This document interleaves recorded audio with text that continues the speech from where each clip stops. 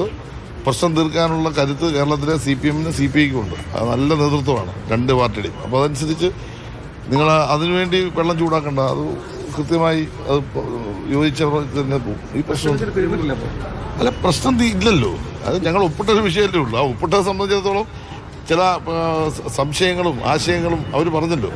അത് ബഹുമാനത്തോടു കൂടി സ്വീകരിച്ച് എന്താണ് പരിഹാരം എന്നുള്ളത് CPM-ന്റെ ഭാഗത്തു നിന്നും പറഞ്ഞിട്ട് ആ പ്രശ്നം തീർന്നു. മന്ത്രിസഭയിൽ ചർച്ച ചെയ്ത് തീരുമാനമെടുക്കേണ്ട ഒരു കാര്യം നിങ്ങൾ മനസ്സിലാക്കിക്കോണം.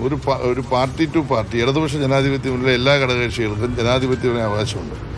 അവരെ ഉന്നയിക്കുന്ന ഒരു പ്രശ്നത്തിൻ്റെ ഫാക്ട്സ് നോക്കിയിട്ട് എന്താണ് ഒരു സമവായം, അല്ലെങ്കിൽ എങ്ങനെയാണ് ഈ പ്രശ്നത്തെ നമ്മൾ കൈകാര്യം ചെയ്യേണ്ടത്, അതിനെ സംബന്ധിച്ച് വ്യക്തമായ കാഴ്ചപ്പാടുണ്ട് ഞങ്ങൾക്ക്. ഈ പണം നഷ്ടപ്പെടുത്താതെ എങ്ങനെ ഈ പണം സ്വീകരിക്കാൻ പറ്റും?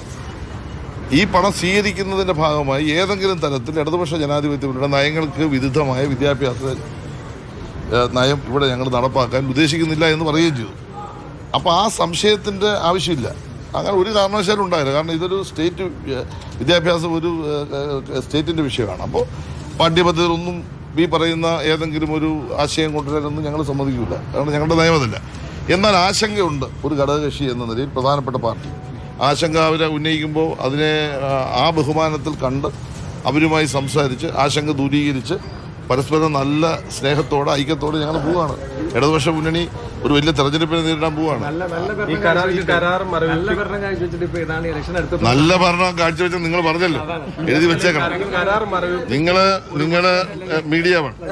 മീഡിയ വൺ പറഞ്ഞിരിക്കുന്നു നല്ല ഭരണം കാഴ്ചവെച്ചത്.